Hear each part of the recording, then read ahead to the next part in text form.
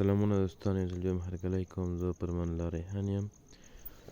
دوستان، نن درته د ډي وي لټرۍ په اړه معلومات وړاندې کوم. دا چې د ډي وي لټرۍ په راتلونکي 2-3 ورځو کې د ثبت نام جریان لړۍ پیل کېږي، نو ما هم غوښتل چې تاسو ته یې پوره معلومات وړاندې کړم.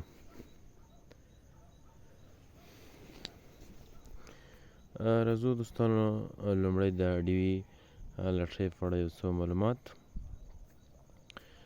دا چې د 2025 کال د ډي وي لټرۍ اړوند لنډ معلومات تاسو ته وړاندې کړم. نو مخکې دی چې ویډیو وګورئ، زموږ یوټیوب چینل سره سبسکرایب کړئ او مخکې در سره شیر کړئ. که زموږ دغه ویډیو پر فیسبوک ګورئ نو د نورو دوستانو سره یې شریکه کړئ. د امریکا ډي وي لټرۍ به د روان کال 2023 کال د 10 یعنې اکتوبر میاشتې په 10 تاریخ د 5 په ورځ نوملیکنه پیل شي او 2023 کال 11 میاشتې په 9 تاریخ د غرمې په 12 بجو به نوملیکنه پای ته ورسیږي.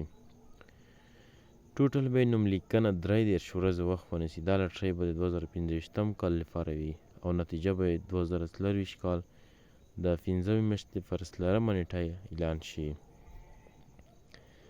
چې تر 2024 کال 9 میاشتې 10 تاریخ پورې باید خپلې نتیجې وګورئ، که نه له هغه وروسته به ستاسو نتیجه له سیستم څخه ووځي او بیا نشئ کولی چې خپله نتیجه وګورئ چې تاسو بریالي او که ناکام یئ.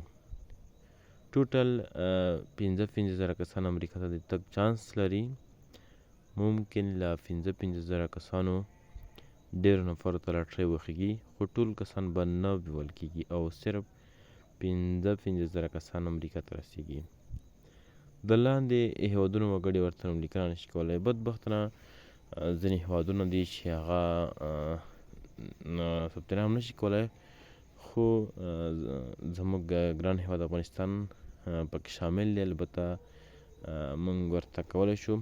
هغه هیوادونه چې ثبت نام نشي ورته کولی بنګلادیش دی، برازیل دی، کاناډا، چین، هنګکانګ، کولمبیا، هند او مکسیکو، نایجریا، فیلیپین، سویلي کوریا، وینزویلا، ویتنام او پاکستان دی چې دا نشي کولی چې ثبت نام ورته وکړي. ځینې اړین اسناد دي دوستانو. ډېر دا چې تیر کلم دا پروسه ډېر پخوا ده، دا چې افغانستان اکثره خلک پکې ناکامیږي. هغه یو څو عمده ستونزې دي چې دوی اسناد نه لري یا نومونه او تخلص غلطوي.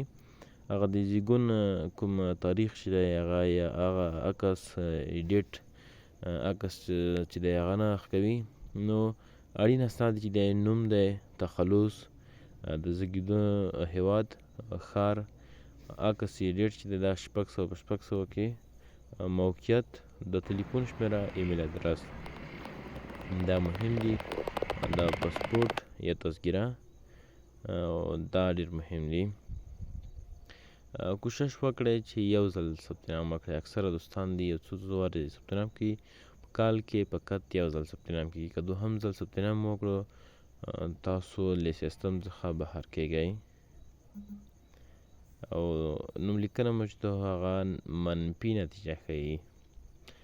د نوملیکنې لپاره یو باوري او با تجربه ادرس انتخاب کړئ. اکثره کوشش دا وکړئ چې نوملیکنه په خپله وکړئ، ځکه که تاسو بل چا ته پیسې پرې ورکوئ او یا هم نور دوستان تاسو ته ثبت نام کوي، هغه دومره خواري نه پرې کوي لکه تاسو خپل عکس ورته برابر کړئ.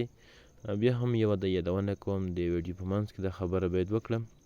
موږ هم دغه ډي وي لټرۍ ته ثبت نامونه موږ تېر کال هم کړي دي، مخکې هم کول او زموږ څخه اکثره دوستان کامیاب شوي هم دي. بیا هم یوه یادوري دا کوم چې انشاءالله دا وار به هم موږ ثبت نام کوو د ډي وي لټرۍ ته. بیا هم هغه موږ راتلونکي ویډیوګانو ته منتظر شئ. د ثبت نام باندې موږ هم یوه ویډیو جوړوو او موږ هم ثبت نام کوو. که څوک ثبت نام کوي موږ ته دې په وټساپ باندې خپل انځورونه راولیږي. زموږ د وټساپ شمیره پر سکرین ښکاري او یا هم زموږ د ټلیګرام ګروپ کې موږ ته د میسیج وکړي او یا د موږ ته په یوټیوب کې فرمان الله ریحان چینل کې موږ ته کمنټ پرېږدي. موږ هم ثبت نام ورته کولی شو. او کوم کسان چې په لاټرۍ کې بریالي شي لږ تر لږه باید د 12 اسناد ولري. دا مهمه ده، باید د 12 اسناد ولرئ، یعنی مطلب 12 کاله د کاري تجربه باید ولرئ.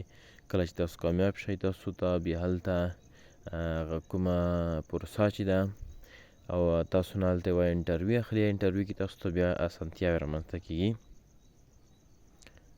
او هیڅکله په نوملیکنه کې عاجله مه کوئ، یعنی بیخي هغه مه کوئ چې لومړی کې سایډ باندې رش وي، لږ په سر باندې وکئ.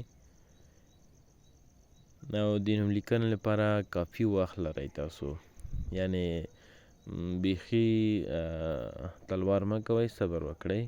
کراري بیخي کافي وخت ده، یوه میاشت وخت موږ لرو. بیا هم که د ډي وي یا لاټرۍ په اړه کومې پوښتنه لرئ